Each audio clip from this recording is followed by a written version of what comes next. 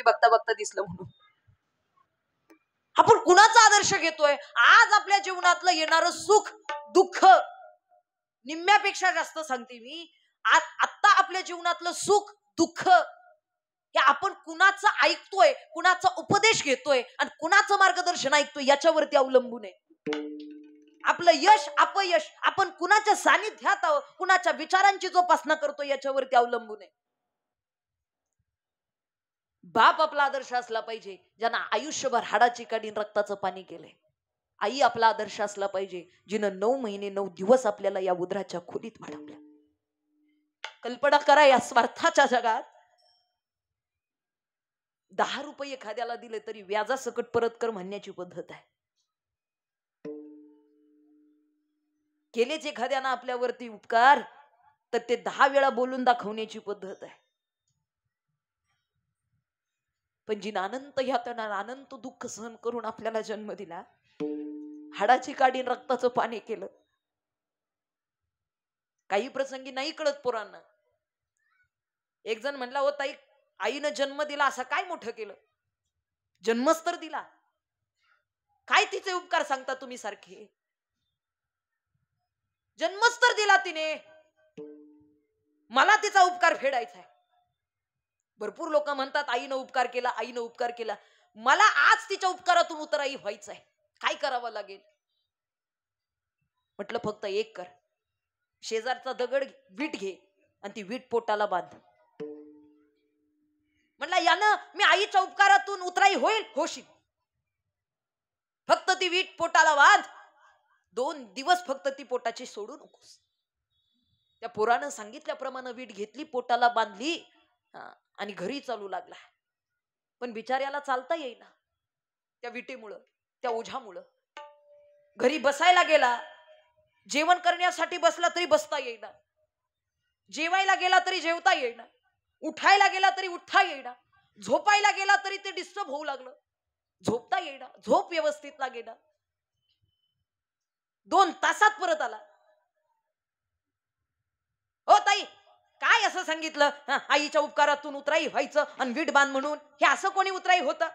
काय संबंध याचा? म्हटलं का रे, 2 दिवसांचा कालावधी होता, 2 तासातच परत आला. वैताग आला म्हणला या विटेचा. चालाय गेलो चालता येईना, बसाय गेलो बसता येईना, उठाय गेलो उठता येईना, खाता गेलो खाता येईना. वैताग आला. म्हटलं वीट दिली फेकून. म्हटलं आज तुला आईच्या उपकारांची जाणीव कळे. अर्धा किलोची वीट तुला सहन होत नव्हती, त्या आईनं विचार, त्या माऊलीला विचार, तुझ्या आईला 9 महिने 9 दिवस तुला उदरामध्ये तिनं कसं सांभाळलं असेल रे? तू अनंत वेदना दिल्यास, पण तिनं त्या वेदना सुद्धा सुख म्हणून झेलल्या रे. पोटात लाथ मारली तरी आईला हसू येतं, लाथ मारली तरी हसू येतं. आई म्हणतात तिला. तिनं पोटात तू लाथ मारली तरी ती हसली, आणि आज घराच्या बाहेर काढताना लाथ मारून काढतो तरी ती हसती. माऊली ती. तिने जगासमोर कधीच तुझ्या अवगुणांचं वर्णन नाही केलं. तुझं कौतुक व्हावं, जगानं तुझं चांगलं नाव घ्यावं, यासाठी तुझे वाईट गुण सुद्धा तिनं पदरात घातले.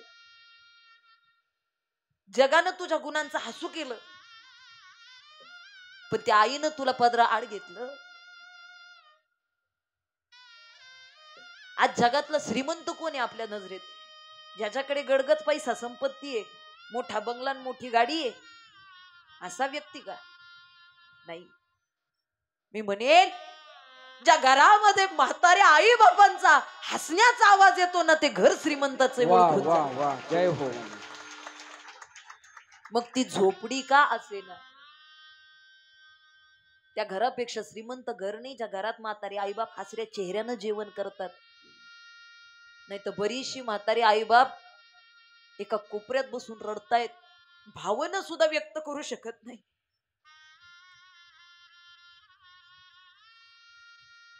लाज वाटते आई बापाची. धोतर नेसणारे, लुगडं नेसणारी आई आवडत नाही पोरांना. जगातला भाग्यवान कोण आहे? ज्याला आई वडिलांचं स्वप्न पूर्ण करता आलं तो जगातला भाग्यवान माणूस आहे.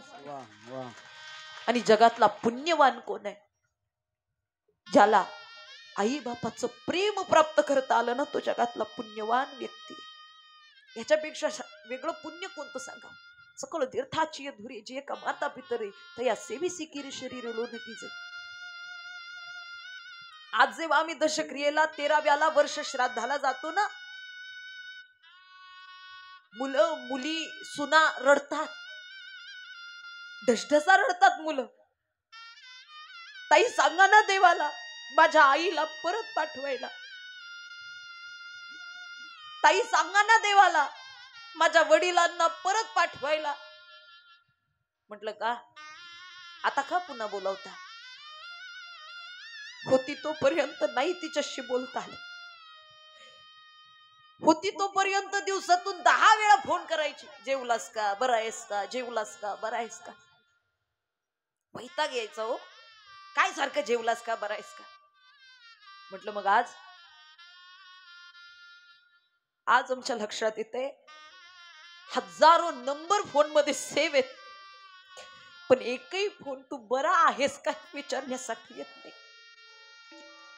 एकही फोन तू जेवलास का हे विचारण्यासाठी येत नाही.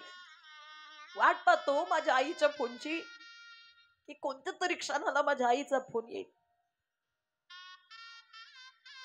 कदाचित आज आम्हाला त्याची जाणीव आहे. म्हटलं का हो कशी होती आई, तिचं वर्णन करावं. ठीक आहे. ममतेची मूर्ती होती माझी आई. ममतेची मूर्ती होती माझी आई. कसं पाग फेडू तिचं, कसं पाग फेडू तिचं हो गुतराई. ममतेची मूर्ती होती माझी आई. ममतेची मूर्ती होती माझी आई.